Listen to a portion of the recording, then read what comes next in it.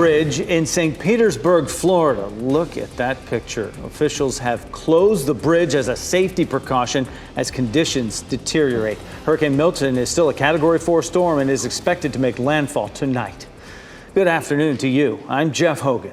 And I'm Renee Chu. Thanks for joining us. So ominous looking there. Florida Power and Light is in place to help restore electricity to affected areas. The utility is staging its emergency response trailers in Palm Beach County in advance of the storm. We have team coverage of Hurricane Milton. Michelle McConaughey is in the WRAL Live Center. We do want to begin with Elizabeth Gardner with Milton's path right now. Elizabeth.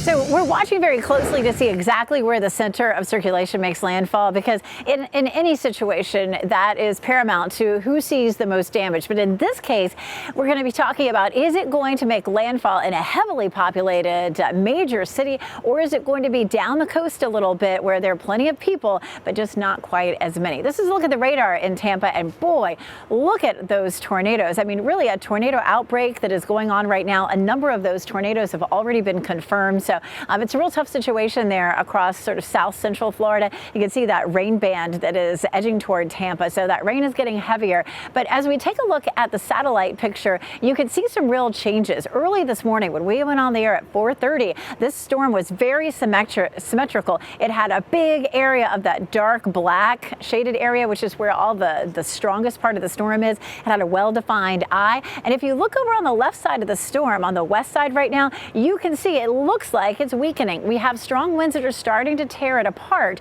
but it's also pretty close to making landfall. It's under 200 miles offshore right now and moving pretty fast. Northeast at around 17 miles per hour. It is still Category 4 at 145 mile per hour winds. It may continue to strengthen somewhat, but it is still likely to be a major hurricane. And of course, you can see those tornado warnings there really causing some problems for parts of Florida right now. By the time it makes landfall, which is likely to be overnight tonight, it may be Category 3.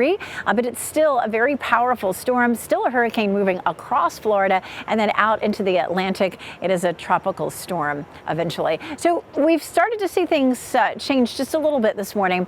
Tampa is now at 8 to 12 feet, and just south of there, 10 to 15. So the highest storm surge may end up being just south of Tampa and Tampa Bay. But still, even if they get 8 feet of storm surge, it is going to be a disaster there. We're going to talk more about what they're expecting and, of course, talk about our pretty weather, too, coming up.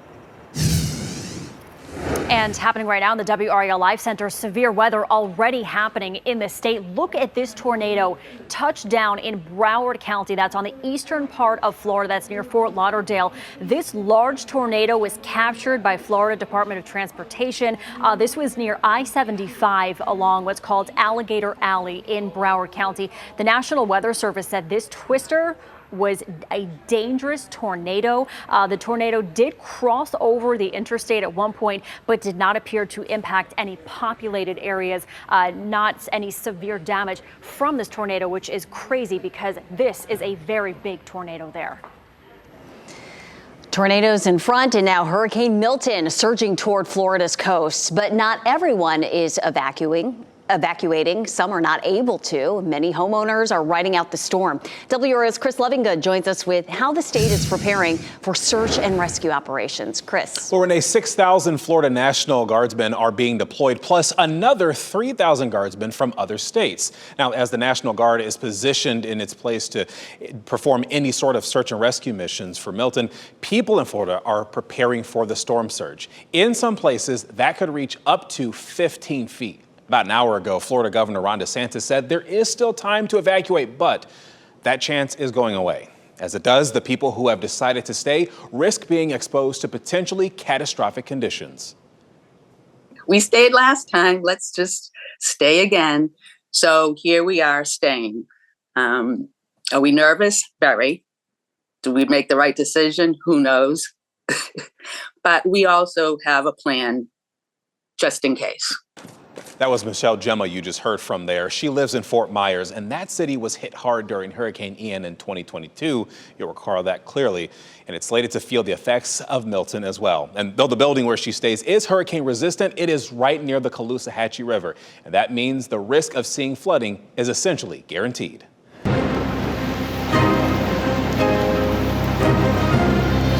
Hurricane Milton is closing in on Florida's west coast as we look live right now at St. Petersburg, and the outer bands of the rain hitting that area right now. Millions of people already evacuated in and around the Tampa area. Roads and bridges are closed as the state holds its breath for a direct hit. We'll give you another live look right now as we take a look at Key West, Florida, because that is the southernmost tip. It's regarded anyway as the southernmost tip of the U.S. and the Keys. And look at it there. That's a concrete buoy. There are people out there as those waves crash ashore. Can you believe that? They put that up there in 1983. It's been a tourist attraction ever since, and it doesn't stop during hurricanes, I guess. It certainly doesn't. Meteorologist Elizabeth Gardner tracking the major hurricane for us today from the WRAL weather patio. And Elizabeth, this storm is carrying a lot of force and life-threatening conditions with it. We've already seen some impacts. Yeah, it really has. So we are definitely looking at impacts from this storm. Storm surge is going to be the biggest impact right now. It's a Category 4 storm with winds at 145 miles per hour. And that storm is likely to weaken slightly before it makes landfall. But the thing about storm surge is this has been a powerful storm. At 4 a.m. this morning, it was a Category 5 storm. So it's had all this time to be picking up water and pushing it forward. And even if the wind begins to slow down a little bit, it's not going to really change that a whole lot. The biggest thing is going to be where the storm makes landfall. Where it makes landfall, everything to the south, especially close to the eye, is where we're going to see the highest storm surge. And that means the highest amount of water. In some places, we're talking about 10 to 15 feet above sea level. And of course, that's going to be, 1-2 stories high. So there are a lot of parts of the coast of Florida there, especially potentially from Tampa down toward Fort Myers, that are going to see a lot of heavy impact with this. Also, with winds at potentially 135 to 140, this of course will cause a lot of wind damage, and we're also looking at 5 to 10 plus inches of rain. When I looked at it a little bit earlier, already we've seen as much as 4 to 5 inches of rain in some places, and not even really along the west coast, but even up around Jacksonville had already seen 3 to 4 inches of rain just an hour or so ago. And the other thing that we're seeing with this is a number of tornadoes. They've been popping up really central and southern Florida just over and over. And of course, we've seen some ground truth to those. Several of those have been confirmed already. So a real dangerous situation for folks there in Florida. I have an animation that does a good job of showing exactly how storm surge works. I'm going to show you that coming up, as well as one of our computer models that shows potentially where exactly the center of the storm will come on shore. And of course, that has a big meaning to folks in Tampa or south coming up. And back here in the WRAL Live Center, we want to take you back out to St. Petersburg, Florida. You can see conditions really starting to get worse there. Things are starting to pick up, the wind and the rain starting to pick up. I haven't seen many cars, let me tell you, and that is a good thing. FEMA administrator says that the agency is ready. They are ready to respond and help save lives. She said President Biden and Vice President Harris have directed her to do everything possible to be there for Floridians in the coming days, and that FEMA has sufficient resources to respond to Helene as well as Milton. Biden is calling evacuations in the state a matter of life and death. A lot of these mayors are begging people to please leave, go to shelters. There are shelters open. There are 149 general population shelters open throughout the entire state of Florida. Several airlines have issued travel advisories ahead of Milton's arrival. Hundreds of flights to and from airports in Florida are canceled, and that is affecting travel at RDU, where you're looking live right now. WRAL's Kelsey Coffey reports quite a number of people are arriving from Florida to get to safety. Time is running out for people to evacuate. Several airports in Florida are closed today, including Orlando, Lakeland, and Fort Myers. And we're starting to feel those ripple effects here at RDU. There are several cancellations already. People in Florida were booking last-minute flights ahead of Milton making landfall. We're expecting this storm will impact airports nationwide. Most of the flights that are canceled here at RDU today are Florida flights. We spoke with Raleigh native Lauren Tuck. She now lives in Tampa. Tuck was able to fly back home to Raleigh after her original flight was canceled, but some people weren't as lucky. I'm really nervous. I know a lot of other Floridians are nervous as well. Just be safe, escape if you can, but I understand a lot of people can't. Even some people I work with, they don't have the resources. They're not able to leave. So thoughts and prayers. We'll be keeping track of cancellations and delays here at RDU throughout the day. Kelsey Coffey, WRAL News at RDU. Milton poses a serious threat of 10 to 15 feet storm surge in and around the Tampa Bay area. However, some people there say they plan to ride out the storm at home. For us, we would rather withstand the storm than, live in an arena with 100 or 1,000 people, or, in motels, hotels with 3 dogs. It's just something that we've never, I don't want to say we don't fear the storm. We certainly fear the storms and the hurricanes. We just choose to ride it out. Those who are planning to stay are making last-minute purchases of plywood, sandbags, generators, and gasoline. Officials say homes built in 2002 or later may be more resistant to hurricanes as long as the roof, hurricane straps, doors, and windows are in proper condition.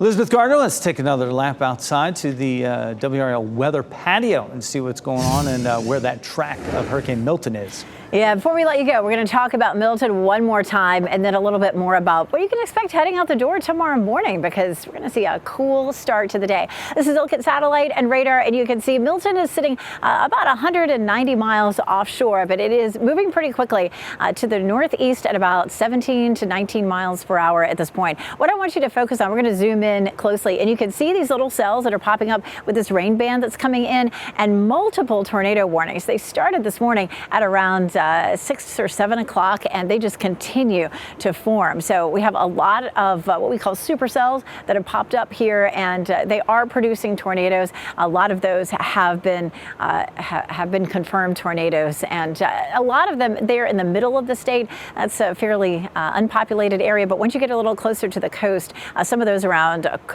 Cape Coral and Port Charlotte are going to be in more populated areas. So not only are we going to be worried about storm surge, but wind damage as well as tornadoes, a lot of heavy rain. Again, the stats again that we got right at 12. We got new stats at 12. Winds at 145, so that's still a Category 4, moving northeast at 17, 190 miles southwest of Tampa. So Category 4 now, potentially Category 3 as it makes landfall, and that's likely to happen this evening overnight. Still likely to be a hurricane crossing Florida and then out into the Atlantic and eventually becoming a tropical storm as it moves eastward. Still not expecting any impact here whatsoever, minus just a little bit of wind. Now, where the center makes landfall is extremely important in terms of what the outcome is. So we're going to start this off and watch what happens as we roll through future casts as that storm gets a little bit closer. We're going to watch and see where the center of circulation ends up. And you can see a lot of rain. You can see those rain bands coming in, and we'll pause it right there at around 2 o'clock in the morning. Now, that's not a guarantee of what time it'll make landfall, but somewhere around there. And you can see a lot of rain in Tampa, but you can see that center there is actually between Bradenton and Port Charlotte.